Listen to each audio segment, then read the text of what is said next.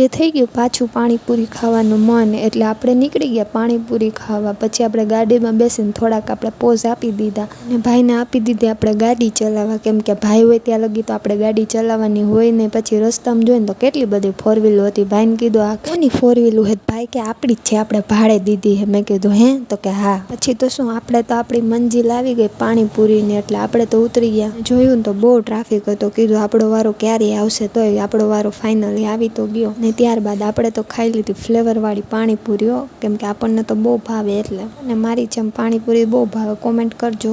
આપણે તો એક પછી એક પાણીપુરી ખાવા જ માંડ્યા. પાણીપુરી ખવાઈ જાય પછી મસાલા પૂરી અને સાદી પૂરી તો આપણે લેવાની જ હોય. આપણા રાજકોટિયનનો નિયમ છે હો.